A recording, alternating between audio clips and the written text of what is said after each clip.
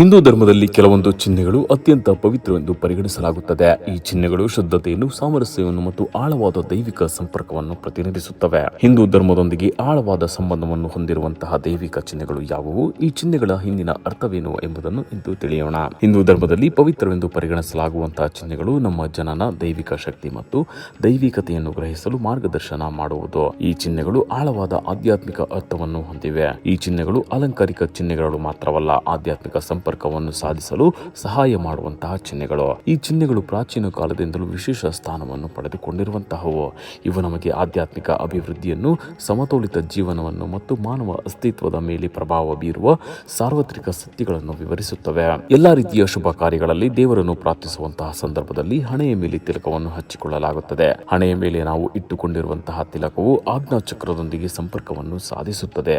ಏಕಾಗ್ರತೆ ಮತ್ತು ಆಂತರಿಕ ಪ್ರಜ್ಞೆಯನ್ನು ಜಾಗೃತಗೊಳಿಸುವುದು. ನಾವು ಹಣೆಯ ಮೇಲೆ ಇಟ್ಟುಕೊಳ್ಳುವಂತಹ ಪ್ರತಿಯೊಂದು ತಿಲಕಗಳು ವಿಭಿನ್ನವಾದ ಪದ್ಧತಿಗಳನ್ನು ಮತ್ತು ನಂಬಿಕೆಗಳನ್ನು ಹೊಂದಿವೆ. ಯಾವುದೇ ರೀತಿಯ ತಿಲಕವನ್ನು ನಾವು ಇಟ್ಟುಕೊಂಡರೂ ಅದು ನಮ್ಮ ಮತ್ತು ಪವಿತ್ರ ಶಕ್ತಿಯ ನಡುವೆ ಸಂಪರ್ಕವನ್ನು ಸಾಧಿಸಲು ಸಹಾಯ ಮಾಡುವುದು. ಶೂಲವು ಶಿವನೊಂದಿಗೆ ಸಂಬಂಧವನ್ನು ಹೊಂದಿರುವ ಚಿಹ್ನೆಯಾಗಿದ್ದು, ಇದು ಬ್ರಹ್ಮಾಂಡವನ್ನು ಸಮತೋಲನಕ್ಕೆ ತರುವಂತಹ ಕೆಲಸ ಮಾಡುವುದು. ತ್ರಿಶೂಲದಲ್ಲಿನ 3 ಶೂಲಗಳು ಅಥವಾ 3 ಬಿಂದುಗಳು ನಮಗೆ 3 ಕಾಲಗಳಾದ ಭೂತಕಾಲ, ವರ್ತಮಾನ ಕಾಲ ಮತ್ತು ಭವಿಷ್ಯತ್ ಕಾಲವನ್ನು ಪ್ರತಿನಿಧಿಸುತ್ತವೆ. ಹಾಗೂ ಈ 3 ಬಿಂದುಗಳು ಸೃಷ್ಟಿಯನ್ನು, ಸಂರಕ್ಷಣೆಯನ್ನು ಮತ್ತು ವಿನಾಶವನ್ನು ಸೂಚಿಸುತ್ತವೆ.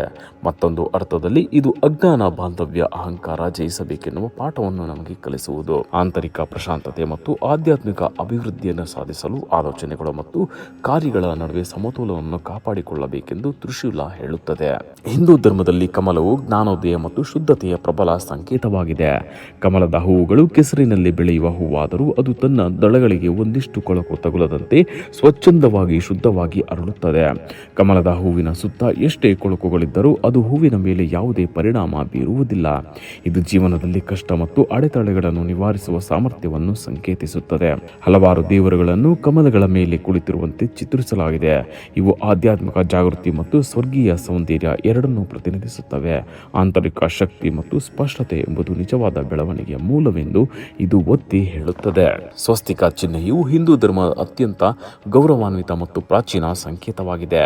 ಸ್ವಸ್ತಿಕ ಚಿಹ್ನೆಯು ಸಂಪತ್ತನ್ನು, ಅದೃಷ್ಟವನ್ನು ಮತ್ತು ಅತ್ಯುತ್ತಮ ದೈವಿಕ ಶಕ್ತಿಯನ್ನು ಪ್ರತಿನಿಧಿಸುವಂತಹ ಚಿಹ್ನೆಯಾಗಿದೆ. ಇದು ಕುಟುಂಬಕ್ಕೆ ಹಾಗೂ ಕುಟುಂಬದಲ್ಲಿನ ಜನರಿಗೆ ಅಲೌಕಿಕ ಪ್ರಯೋಜನಗಳನ್ನು ತಂದುಕೊಡುವುದು ಎನ್ನುವ ನಂಬಿಕೆ. ಪ್ರಮುಖ ದಿನಗಳಲ್ಲಿ, ಹಬ್ಬಗಳಲ್ಲಿ ಹಾಗೂ ಆಚರಣೆಗಳ ಸಂದರ್ಭದಲ್ಲಿ ಈ ಚಿಹ್ನೆಯನ್ನು ಮನೆಯ ಮುಖ್ಯ ದ್ವಾರದ ಬಳಿ, ದೇವರ ಕೋಣೆಯಲ್ಲಿ ಅಥವಾ ತುಳಸಿಯ ಮುಂದೆ ಹಾಕಲಾಗುತ್ತದೆ.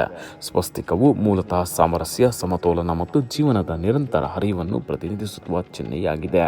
ಓಂ ಚಿಹ್ನೆಯನ್ನು ಹಿಂದೂ ತತ್ವಶಾಸ್ತ್ರದಲ್ಲಿ ಎಲ್ಲ ಸೃಷ್ಟಿಯ ಮೂಲವೆಂದು ಪರಿಗಣಿಸಲಾಗುತ್ತದೆ. ಓಂ ಎನ್ನುವ ಶಬ್ದವು ಎಲ್ಲ ಜೀವಿಗಳನ್ನು ಒಂದುಗೂಡಿಸುವ ಮತ್ತು ಬ್ರಹ್ಮಾಂಡದಾದ್ಯಂತ ಕಂಪನವನ್ನು ಸೃಷ್ಟಿಸುವಂತಹ ಶಕ್ತಿಯನ್ನು ಒಳಗೊಂಡಿದೆ. ಓಂ ಎನ್ನುವ ಶಬ್ದವನ್ನು ಉಚ್ಚಾರಣೆ ಮಾಡುವುದರಿಂದ ಆಧ್ಯಾತ್ಮಿಕ ಅಭಿವೃದ್ಧಿಯನ್ನು, ಪ್ರಶಾಂತ ಮನೋಭಾವವನ್ನು ಮತ್ತು ಸ್ಪಷ್ಟತೆಯನ್ನು ಉತ್ತೇಜಿಸುತ್ತದೆ. ಓಂ ಎನ್ನುವ ಶಬ್ದದ ಎಲ್ಲಾ ಶಕ್ತಿಯನ್ನು ಬ್ರಹ್ಮಾಂಡದ ದೈವಿಕ ಶಕ್ತಿಗಳಿಗೆ ತರುತ್ತದೆ. ಇದು ವ್ಯಕ್ತಿಯ ಮನಸ್ಸನ್ನು, ದೇಹವನ್ನು ಮತ್ತು ಆತ್ಮದ ಏಕತೆಯನ್ನು ಪ್ರತಿನಿಧಿಸುತ್ತದೆ. ಈ ಕಾರಣಕ್ಕಾಗಿಯೇ ಪ್ರತಿಯೊಂದು ಮಂತ್ರವನ್ನು ಪಠಿಸುವುದಕ್ಕೂ ಮುನ್ನ ಓಂ ಅನ್ನು ಸೇರಿಸಿಕೊಳ್ಳುತ್ತೇವೆ.